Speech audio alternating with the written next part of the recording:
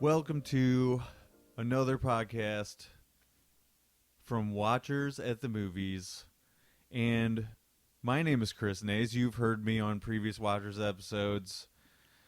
And running as one half of the Castle Rock Watchers podcast.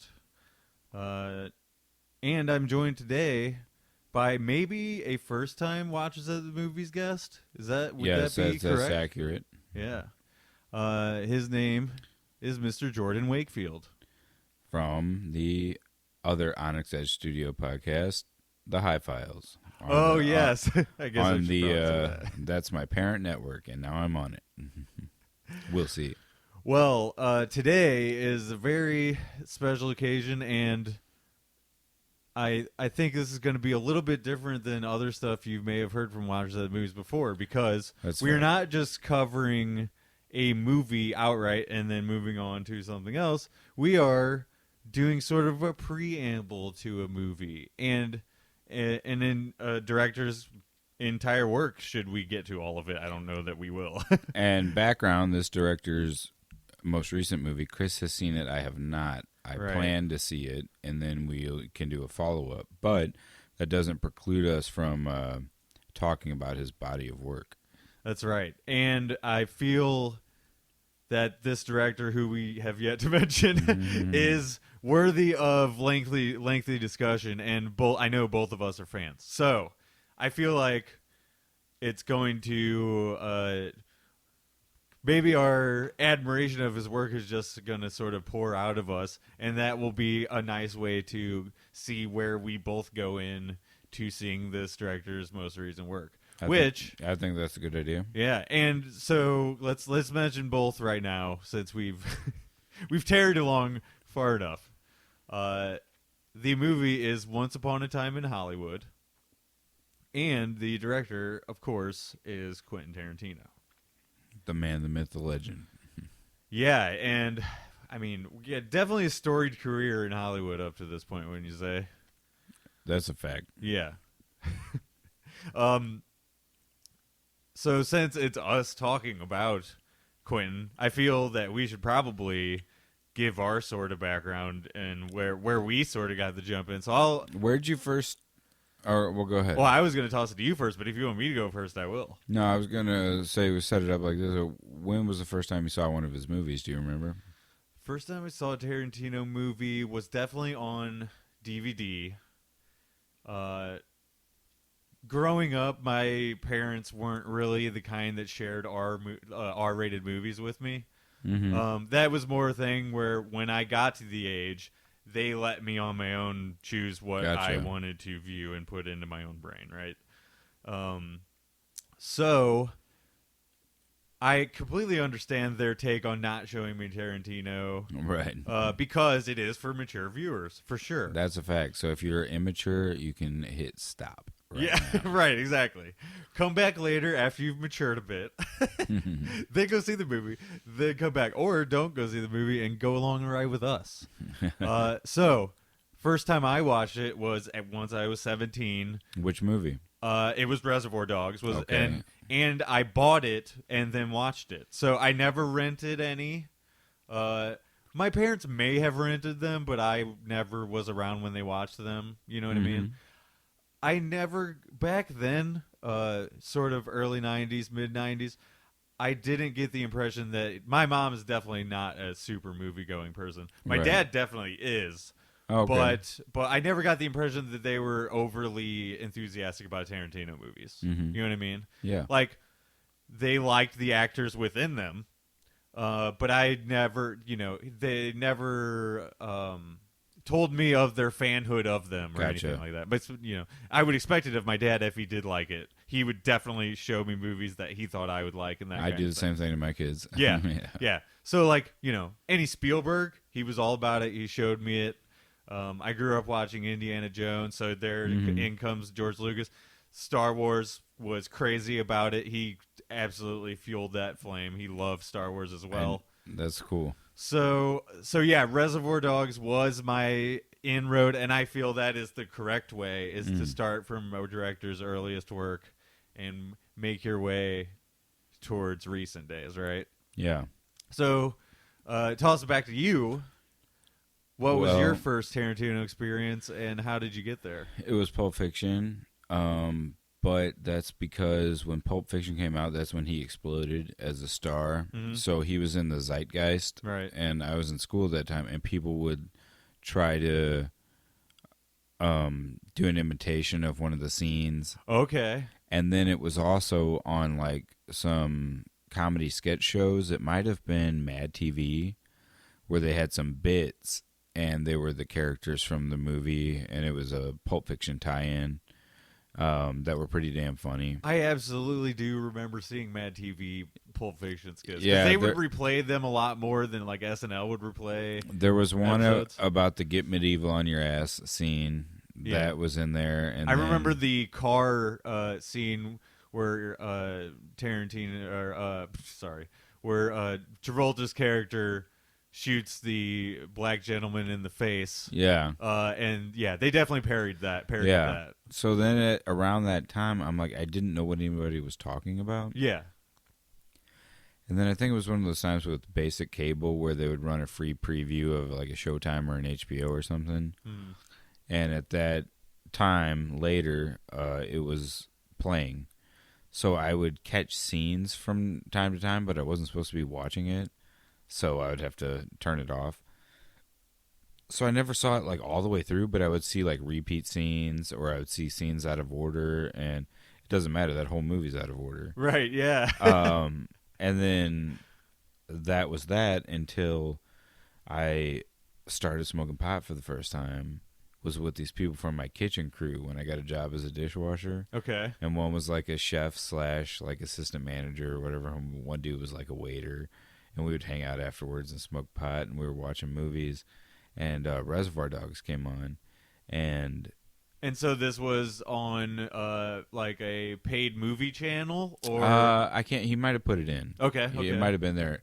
In fact, I think he did. I think he said, "What? You've never seen this? Yeah. Oh my God!" See, and that's the movie lover's way. Yeah. The film lover's way is to get excited about it and just be like, okay. So he put it in, and I was hooked. Right. It was on, and I was hooked. And then I used to hit the video store a lot back then. I think it was like Video Update. I had a subscription to where I could go trade in movies. Right. They were the layman's Blockbuster. Yeah. And so I got Pulp Fiction, and I watched it all the way through, and then and Reservoir Dogs. I mean, Reservoir Dogs first, watched it all the way through, and then Pulp Fiction, watched it all the way through, and then kind of just followed him ever since then. I watched Jackie Brown, I think, on videotape also. On VHS? Yeah. On VHS. How awesome is that? That's great. Yeah. Yeah, and, you know, we'll get to it, but, like, Jackie Brown's one that kind of goes under the radar sometimes for people. Yeah. Because Tarantino had built up this expectation.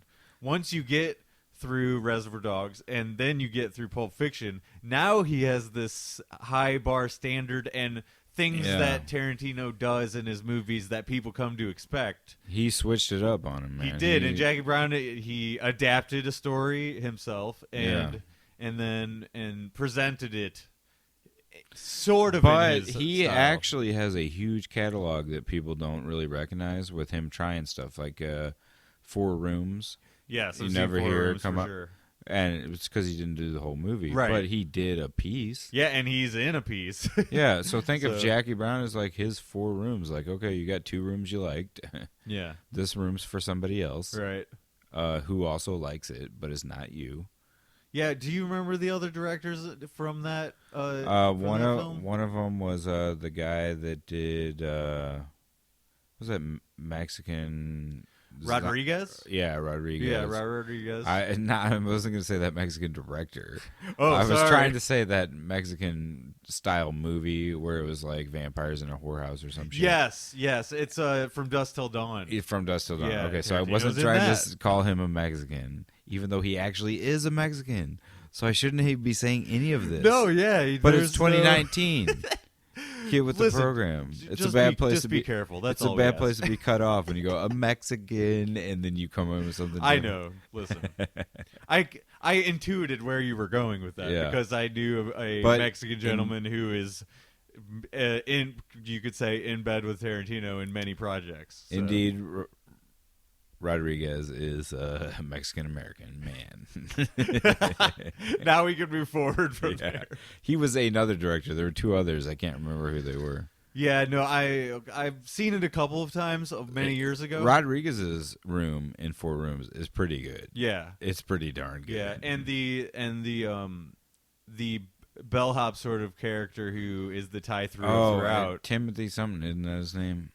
Yeah, Tim Roth. Timothy Roth, and he's in one of the main characters in Reservoir Dogs. I- So all the way back around. He's a great actor. I haven't not liked him in anything I've seen him in. So I was kind of wondering where we should move forward after we do our personal history. Well, the big one for me that made me a uber Tarantino fan was Kill Bill, dude. It was the movie that was in my head that I wanted to see, and that was just like, oh man. And so are we talking both collectively? Hold on. Look up at my wall. We're in my basement. What do you see on that frame right there? Up top on the right. Oh yes, it's Betty and it's Pai Mei, right? In their face off. No. On the top there, it's Oh, I'm sorry, I can't see that. If I'm going to be honest, I can't really see what's going on there. It's Uma Thurman and Lucy Liu in their snow battle. Oh, okay, yeah. So I knew it was Uma Thurman, but Yeah. I saw the white and guessed that it was Pai Mei, No, but it's it their wasn't. snow battle. Remember how they go out in the snow? Right, in the snow. But it's a marker painting I bought of that scene. I love that movie. I used to have a poster. I'm going to get a closer look, and when I could see it a little bit. Oh, better. you'll enjoy it. Yeah. Yeah. So you have a deep love for. Let's do it now. So yeah, I think I got pulled into the movie theater by the name Tarantino, and I heard that this new Tarantino Kill Bill film was coming out, and I went and saw it, and I bought the soundtrack. I blared it on my car stereo. I loved that movie, dude. Kill Bill Volume 1. Yes, actually, right around that time, I also was way, way stoked about Kill Bill 1 and 2. Mm-hmm. They came out, this is a guess, but I think maybe like 6 months apart, or maybe like a year apart, or it was something like that. Not too much time in between. But that was when I was it was like maybe the summer going into my freshman year of college, or maybe it was both, like while I was actually going to school as well. Because I actually ended up doing a paper on 1 and 2 and how different they are. Like one is They're so different. I wasn't prepared. One is based on an American version of a kung fu film, and one is based on a Japanese version of a kung fu film. Yeah. So the paper was for a film appreciation class, and so that was fun to do. But I remember having conversations with you like I am right now back then about what we thought about Tarantino. And, well, the first one was an anime also. If you can say it's from a kung fu film, but it was you'd see that stuff in anime, man. The excessive blood, just the blood everywhere, that's totally anime Japanese style. Yeah. So he's mixing and matching well, styles. the first one is is supposed to be the Japanese. That's what I'm saying. Yeah, and then the second is a more subdued, right? It's a little bit less in your face. A decompressed story. Right. Yeah. Right.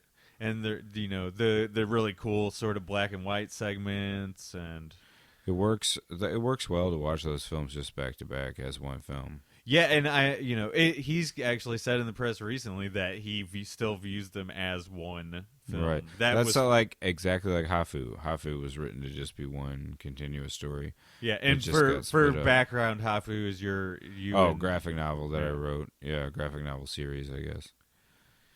Yes, heavily influenced, I would say, by yeah, or the fact that I loved Kill Bill so much because I shared those same influences already. Yeah, right. And samurai shit and he's a brilliant writer too, so that is obviously going to influence your dialogue sort Oh of. yeah, he taught me a lot about dialogue actually. Now I can't say this of any specific conversation. No, there's a couple moments in the comic, but he taught me that you just take chunks of dialogue from real life. Right. Like if you need somebody to be talking about breakfast, if you've had a funny breakfast conversation, you actually wrote it down or you remembered it, just put that in there. Yeah, right. Like you liked it because it's interesting, so put it in there. It's interesting. And it came from real life. Yeah. You know, all you gotta do is twist a couple little details, and it's not exactly. But he has a lot of those mundane scenes where it's like, okay, the scene's about more than what it's about, and a lot of it's about the tension and the pacing too. Like you just told some random story. He does that with the Royale with cheese. Right. So I have a scene in the graphic novel I wrote where this guy is talking about ordering from Emos, and he's talking about, you know, how it'll cost less if they split like 100-piece toaster ravioli. Yeah, right. Meaning he plans on eating like 70.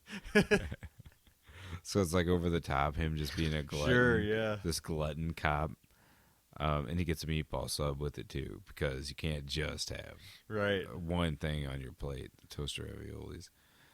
So that's in there, and it's I think it's very Tarantino-like. So I was influenced by him, I guess you could say. Oh yeah, and I, you know, as a writer, you, not that I'm a writer, but as you are a writer, you absorb everything that you take in and then spew it back out in your own art. So, I really just feel like that's a natural thing that human beings do. And as an artist, you, of course, wear your influences on your sleeve. Right. And do your best to make it unique and your voice. Tarantino does that. Yeah. He directly copies stuff a lot of the time. Right. But because he loves those things. Right. So, moving sort of from the beginning, Reservoir Dogs. Let's give a couple little. Oh man! Let's give what some. a film! Let's give a couple. Yeah, exactly. Let's give a couple of takes each. Maybe go back and forth a little bit on each movie. I think that's a good way to handle this. All right. So, is there any student films or anything he does before that you know of, or is it? I want to say there might have been one. Yeah. 16 millimeter. Yeah. So honorable film. mention to that, which I've never seen, but if you Yeah. have, I'm sure he shot stuff. Yeah, You know right. what I mean? Yeah. Like that wasn't his first time picking up a camera. yeah, and we're Because it was definitely not going to do interesting. an entire history of him. But yeah, it was pretty young though for Right. a director to hit something out of the park, home run like that. right. We should say he worked in a movie store I like the don't ones mean- that we went to growing up. Yeah, and I don't mean young by age. I mean young by, being in the industry. Sure. So Reservoir Dogs being my first, I remember the iconic look of the characters on the box, on the DVD box. Oh yeah. It was several Rows of panels black of the ties. characters, and they're in Yeah. their ties, right? And with the sunglasses on, and I just remember being struck purely by that image. Yeah. And you flip it on the back, and you see And the movie was only about guys in those black ties. Those Right. guys that were in the black ties. right. It very centralized on one story with all of these elements in it, right? And some of them exit immediately, Mm-hmm. and some of them stay throughout, right? Yeah. So I like that choice, by the way. Tarantino selects himself as the person who dies right at the beginning Yeah. of the movie. Right at the beginning of the movie, he dies. yeah, which says some things about him. Is like he wanted to be in the movie, but he may have not been. He wasn't going to spoil it for the other Yeah. actors. Yeah. Right. He's like, I know what I'm up to. What I've heard recently about him is like he could have sat there and said the exact words that he wrote verbatim and did the entire scene with all of them sitting around him. He could have just said everybody's lines one after the other. He knows Wow. exactly where everything sits. You know what I mean? Yeah, and that's how it impressive. needs to be said. All of that stuff is very interesting to me about him.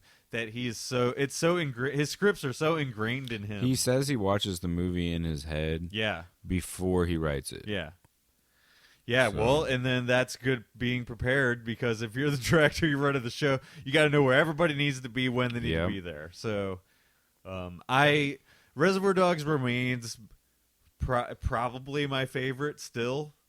I like that it's not as expansive as some of his other stuff. I would say outside of Kill Bill because it has a special place in my heart. Yeah.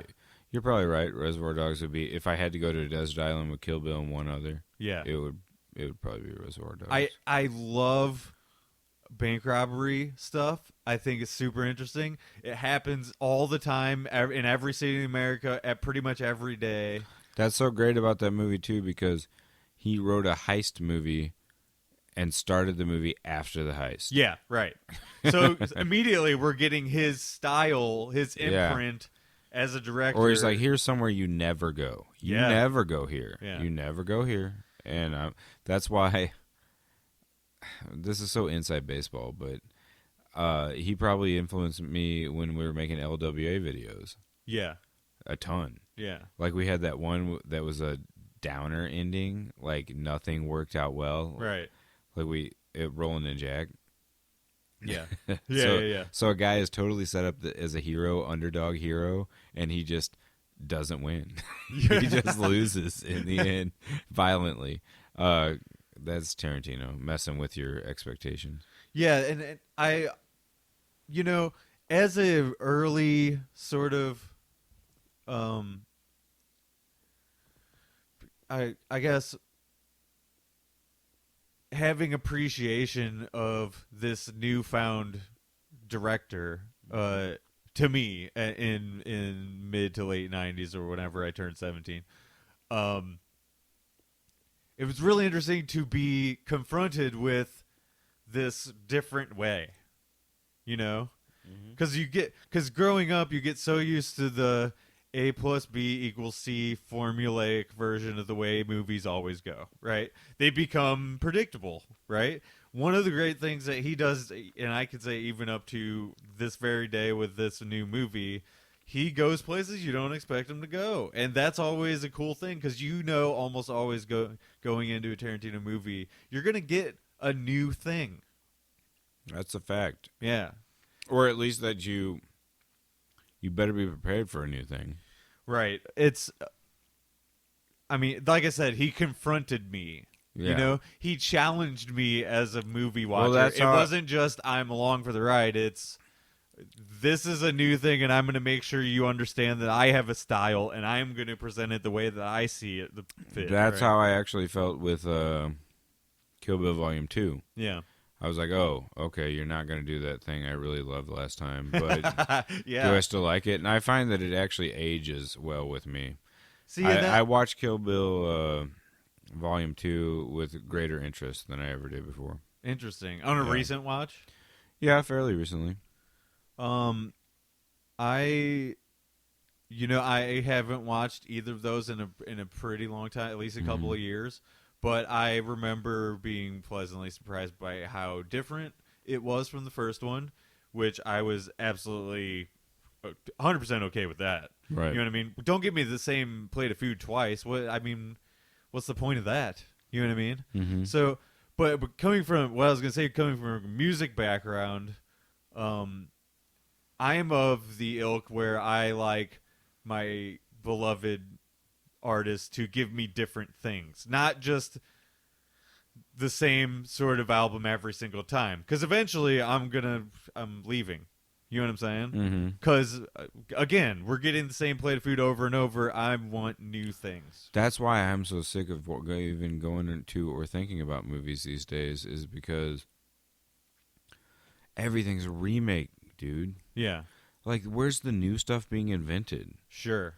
Like, at one point, Transformers was invented. It was a totally new thing. Exactly. Yeah. And now they're even just taking books and making them movies. Like, that's what I mean. There's no originality in Hollywood these days.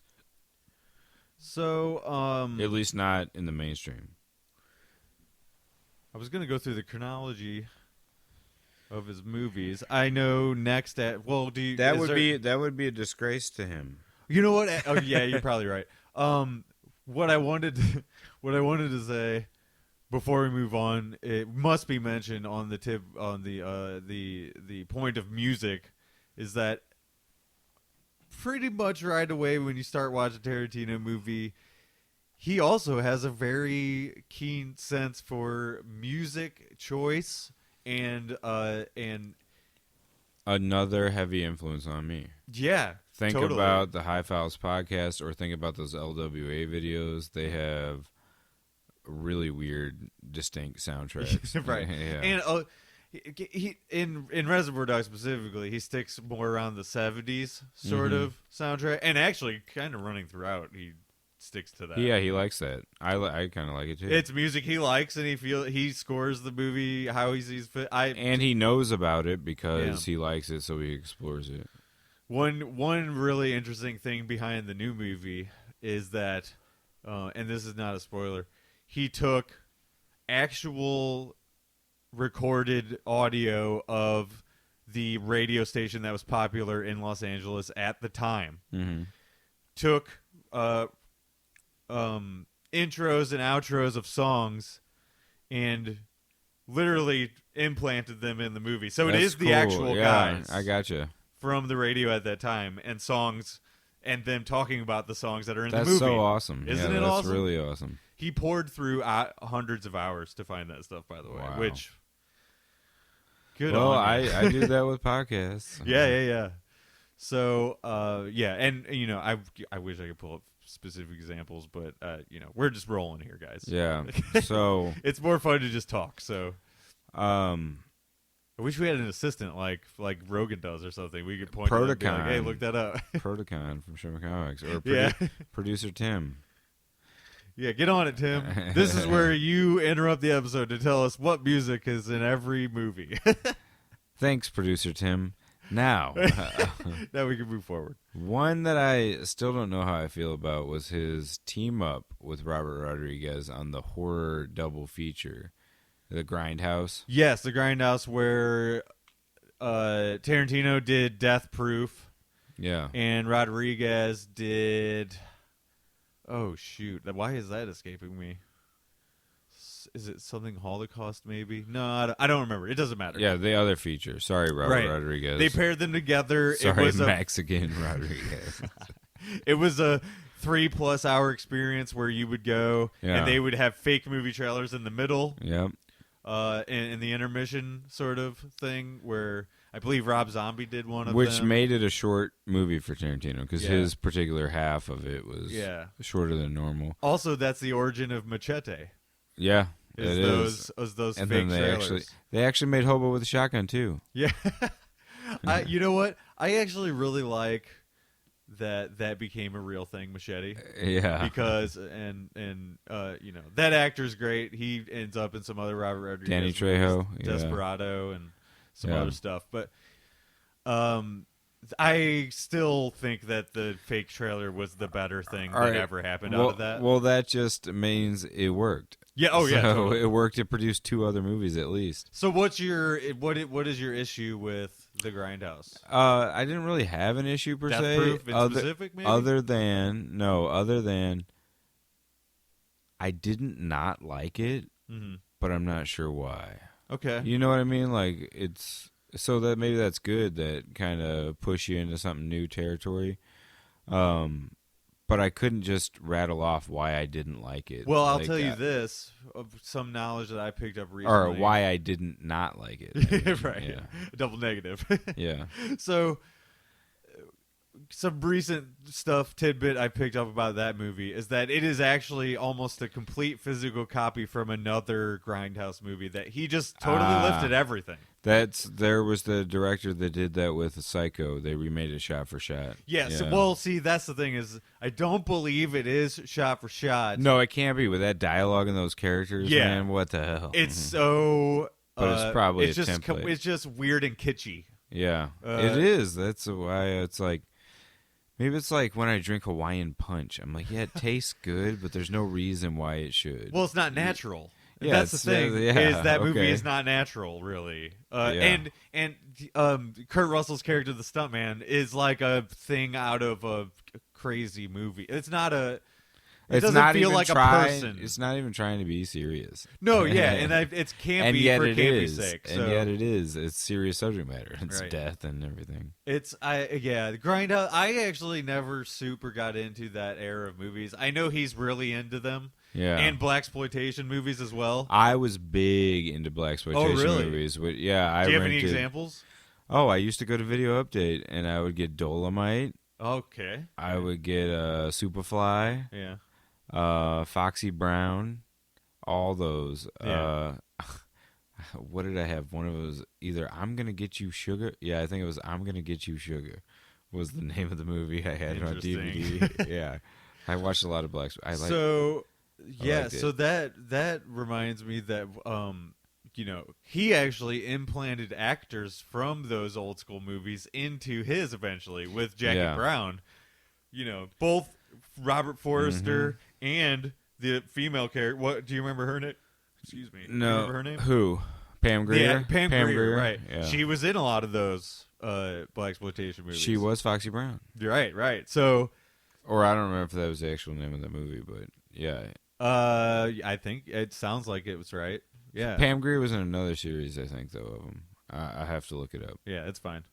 Tim. Yeah. Help us out. Yeah, producer Tim. No, okay, so what movie were we on?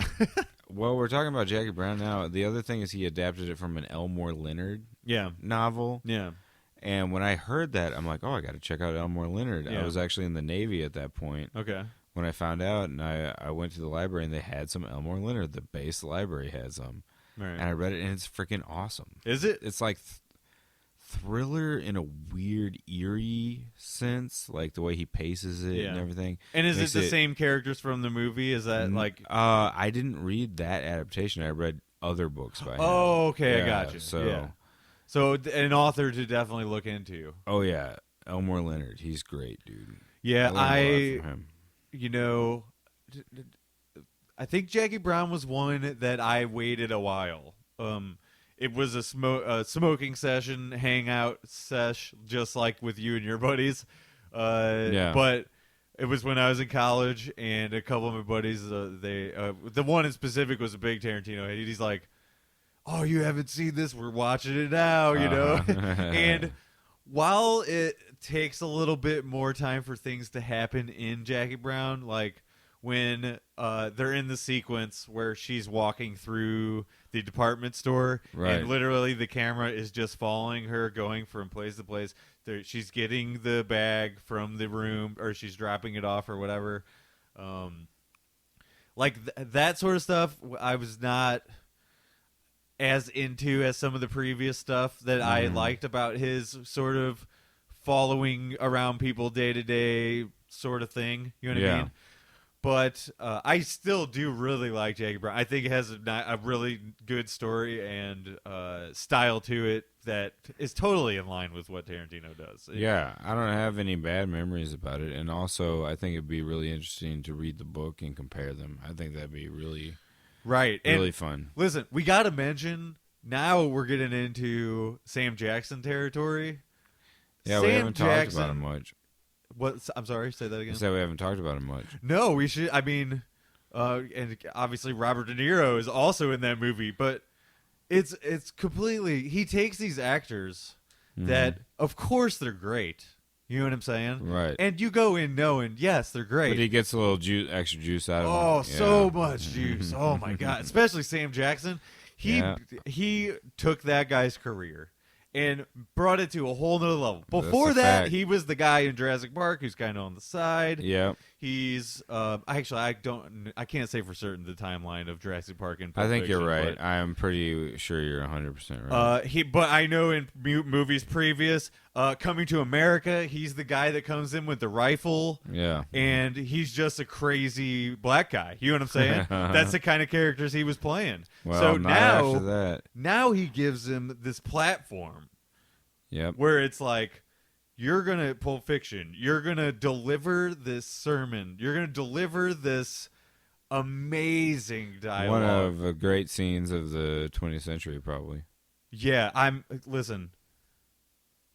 I can't, off the top of my head, I couldn't tell you one that I think is more impactful on my on my personal intake of movies. That's a good point. Reservoir Dogs, yes, because I hold it close like you hold Kill Bill close. That's probably still my favorite overall story and stuff.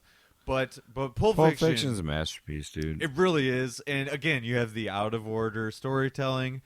You have things that you find out later that actually are presented to you in the past of what you saw earlier. So it's a very interesting way he pulls that off. Dude, and it was, as a kid, literally scarred by the rape scene. Really? Because, well, not literally, but you know what I mean. On my soul for a few years. Yeah. So the images are burned. I thought that they were torturing him, okay. And technically speaking, they were torturing him. But I was not prepared. I had no inkling that that's what was going on behind the door. Uh-huh. I thought they were torturing him, like, cutting pieces off him or something. Yeah.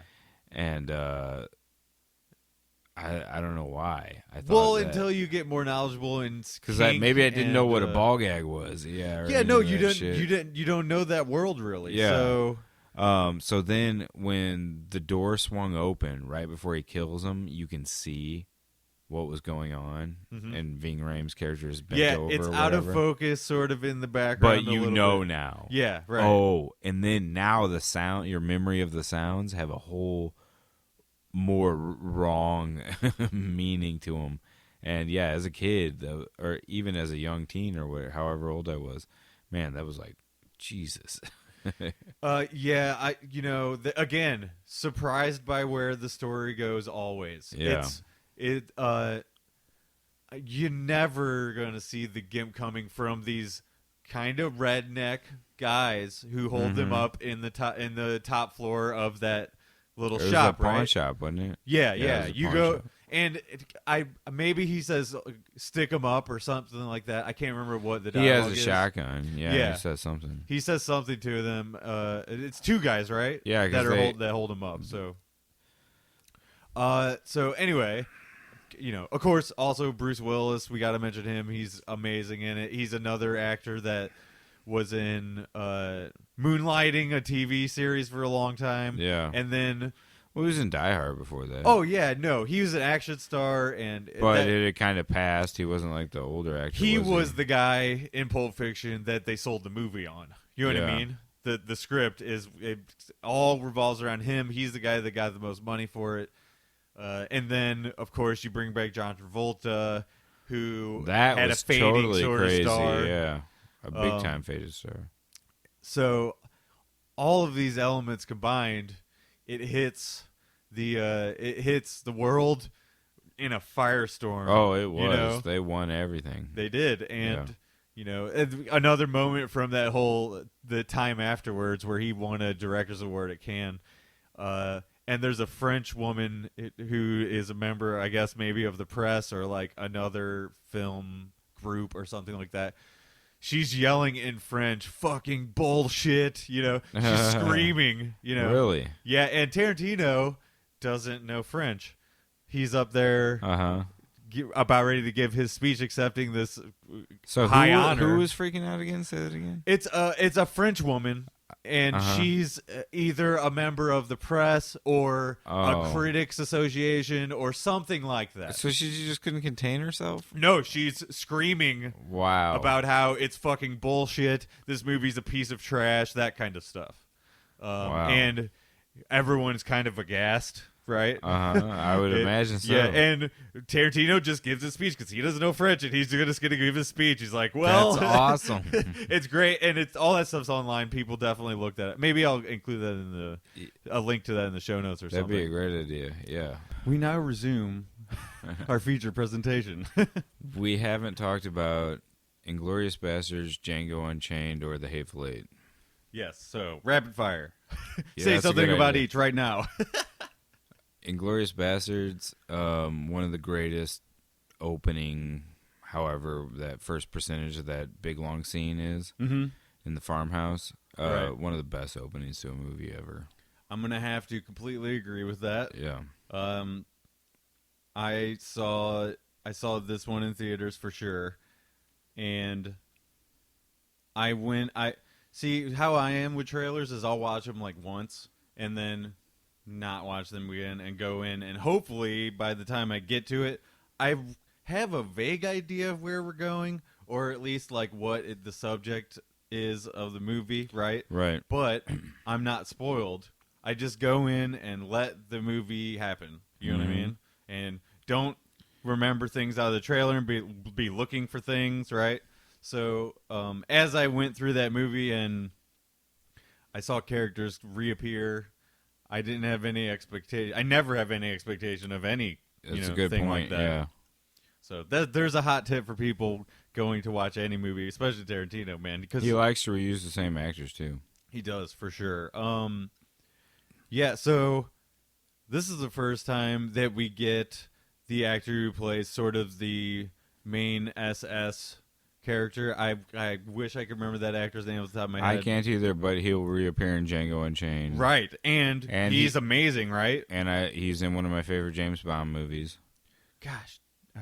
And he kind of rose to prominence. So I believe he's a German actor as well. Think so, probably. Anyway, I believe one of the standout things of Inglourious Bastards is that he takes what people expect out of a story about Hitler and Out World of War a II. genre. Right. A war flick. Right. And he totally spins it on its head. That's a fact. That I didn't see that ending or even where it was going toward. Should we should we say spoilers, or should we just say what it is? I don't think it matters what it is. I think that it just matters that I couldn't see it coming. Right. Literally changing history, the way that things played out. Right. You know what I mean? Okay, yeah, that's a good point. Yeah. So, like... To phrase it like that, I mean. Yeah, that's a good veiled way of saying. So it became historical fiction. Right. Yeah. And in doing so, completely surprises everyone that is watching that movie, right? Mm-hmm. In one of the most badass ways to ever end a movie, if you don't mind me saying so. No, I don't mind you saying so at all. So, yeah, I think that's enough about that one because we could go on forever. Yeah. Django Unchained. Thoughts? Django Unchained, I remember... okay, so growing up, I have certain family members who are still to this day pretty... racist and kind of proud about it. And that's unfortunate. Yeah, exactly. And I've had conversations where I had to leave the room, that kind of thing. Okay. You know what I mean? Because I am a person who feels like people are people, and we all have our problems. Like Mexican Rodriguez. Right, exactly. And I'm not fighting that fight for in this example African American people. I just feel like it's a human thing, right? It is a human thing. And so this movie affected me because you get to see this absolutely terrible sort of time in human history, but it's fictional history, right? It's through the lens of Tarantino. So, I just found it super interesting, and it definitely like sort of tweaked some of my ideas a little bit about that entire thing, and you get to see the brutalness of what slave owners really are like. You know what I mean? And at least in stories that have been passed down to us, right? Mm-hmm. Especially good for that, that made him a hell of a villain. Yeah, I mean, if you want to make absolutely. someone a villain, make him a slaveholder. So this is where we get Leo DiCaprio in a Tarantino movie. Fantastic performance, too. See, I've always liked Leo. I think he's a great actor. I haven't seen a movie with him in it that I haven't liked. Yeah, so he right. becomes my guide. Like, oh, you're in it? Okay, I'll watch it. Yeah, totally. And Yeah. that's totally fair too. To just go in because an actor's in a movie, I've done that plenty. But of that times. means he makes good choices. So Right. now I can trust him, and it's always good. It always turns out Before good. this new movie, he hasn't been in one since The Revenant, and The Revenant Wow, that's been a while. was like 4 years ago or something, Mm-hmm. something like that. So yes, he is still very much making choices. He didn't win an Oscar until The Revenant, which is Which was surprising. just no, they knew they owed him, and they're Well, like, sure. "Oh, you're in another movie." There's that too. He was great in that movie, though. Yeah, I bet he was. You can't just straight up. Have you not seen The Revenant? I have not. Definitely check it out. Okay. I think you would like it. All right. I'm sure I would. So also in this movie, we get the return of Sam Jackson as a completely different character for Tarantino. Well, what I like so much about the movie was that it was his take on the Western genre. So he's just going through genres. Right. And it's a Western genre, but it's not set in the West. It's set in the American slaveholding South. Right. And just right there you get, okay, so we're going to have a certain style and tone, but our setting is going to be completely different, so you haven't seen this before. Does that make sense? Oh, yeah, totally. Yeah. Yeah, and I know he grew up a big fan of the spaghetti westerns. Yep, Sergio Leone. You see that going throughout a thread throughout all of his movies, really. Yep. Just another aspect we must mention is some hip hop in the soundtrack. I think that really lends to it. It makes it feel modern, but at the same time, you know what I mean? It makes it feel like his soundtrack choices for every other movie. He just picks whatever he wants to pick. Right. Yeah, and I feel like that choice gives some swagger to Jamie Foxx's character as well that he wouldn't have otherwise. Yeah. So I saw that movie in the theater. Yeah. And I loved it. But can I admit something? Sure. Afterwards, when it got popular, they re-released some Django movies, and I didn't know it was an older, almost blaxploitation-like film that, of course, influenced Tarantino. I just didn't know it was that closely linked. If I had known about it going in, I'd have been like, "Cool, let's see his take on it." But I don't know why it stole a little bit of magic when I saw that for some reason. Yeah, so that's the thing that happens. Like, it's just my own hang-up. Yeah, and I also that's a fair take as well. Like that, you went in thinking, well, this is all from one person, or right. And then that view changes once you get more knowledge about the situation. So, and it didn't make it any less of a movie, but it just, my own experience was like, oh man. I actually didn't know that about Jackie Brown until fairly recently. Okay. Yeah, like I just never really did the research about it or whatever. Now, to my biggest disgrace. Okay. I have not seen The Hateful Eight. Wow. But I have a good reason why. Okay. I want to see it undistracted. Okay, yeah. No, that makes sense. Which means I can't watch it with my wife. There's no chance. And I have like a reverence for the experience of seeing a Tarantino movie for the first time that I literally have not found the time when either the kids are out of the house with her and I can sit down and watch a movie and I don't have to do anything else. Yeah. So it's on my to-do list. Yeah, I would say watch that pretty much immediately. Yeah. Like That's how I feel all the time. Yeah, and I know, like, yes, you need the right circumstances. Totally agree. So my movie experience with this one is I saw it in theaters. I saw the Roadshow version. So the Netflix version actually is different from the one that I saw. Oh, really? Yeah, so I would suggest getting it on Blu-ray so you get the Roadshow version. Okay. They've added a bunch of stuff. I like to see what the movie was presented as. Did you see the Netflix version? I have not yet because it's really long. Okay. Yeah, I just haven't found the time. But sounds familiar. So yeah, exactly. So what was great about the way they presented this was they shot it in first of all an expanded physical film. So it's very much like some of those spaghetti westerns were like, where the screen went a little bit wider. the desert looked even more vast. Right. In Cool. like Good and Bad, the Ugly, that kind of thing. Yeah.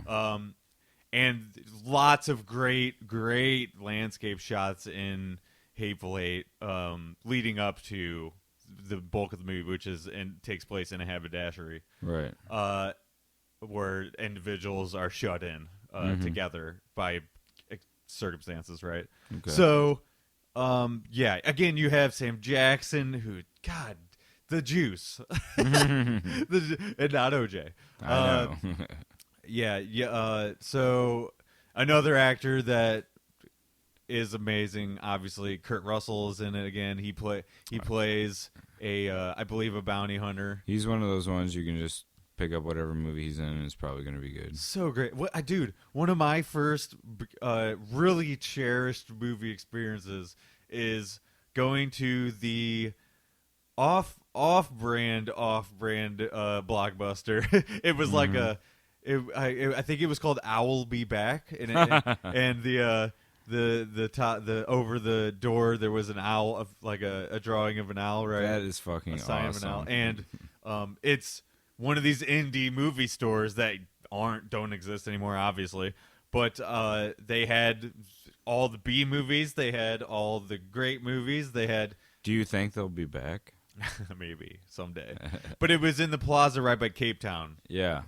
So, I would go to my dad's, who lived in Cape Town at the time, every other weekend. One of the first stops would be Domino's. Next stop would be movie store, right? Nice. Or switch them around, whatever. And Kurt Russell, of course, in Escape from New York, which the movie cases, I remember them all being just the ugliest brown color. I remember video stores like that. Yeah.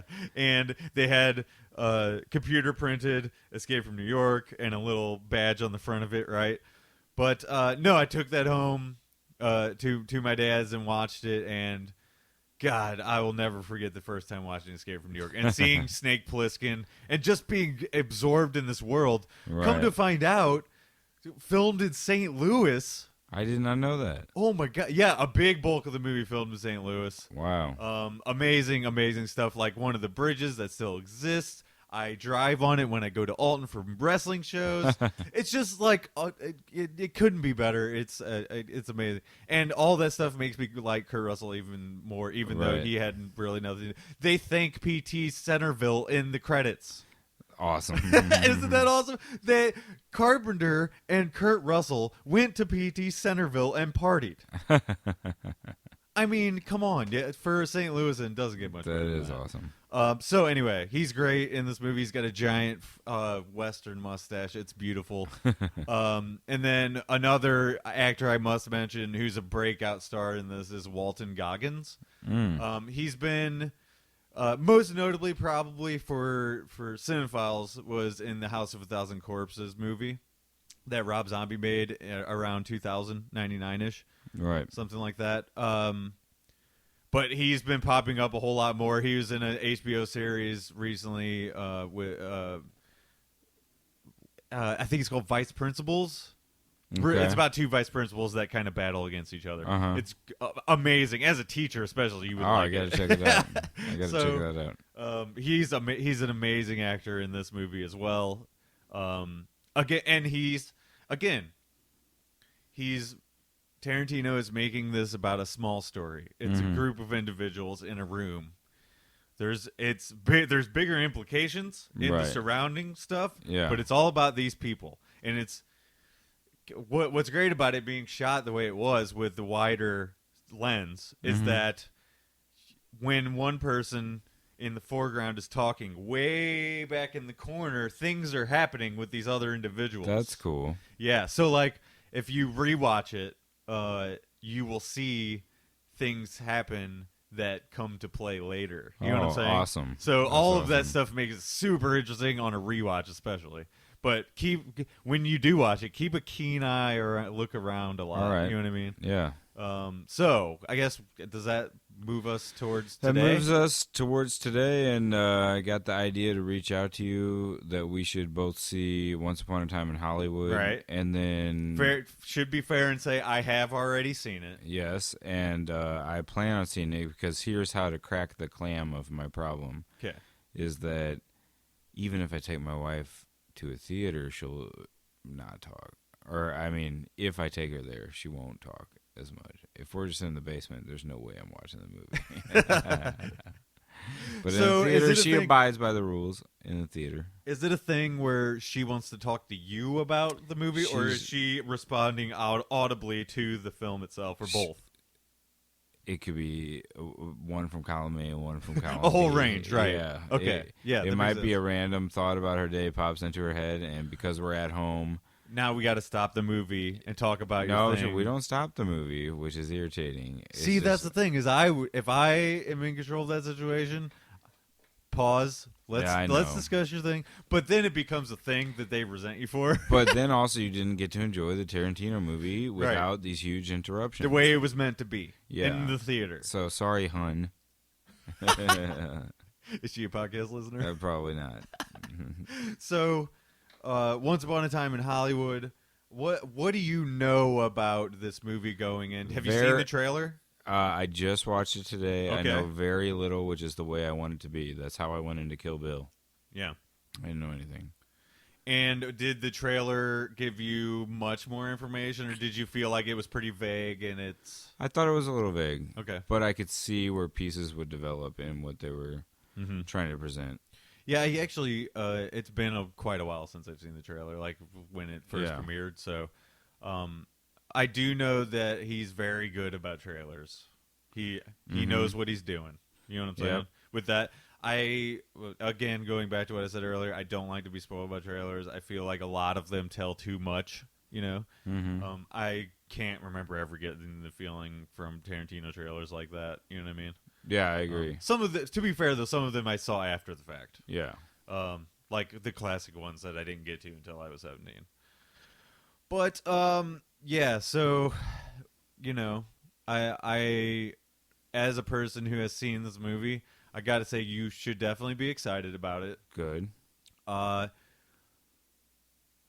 One tactile thing that you could just know right off the top just from looking up for information about it is that it is rather long.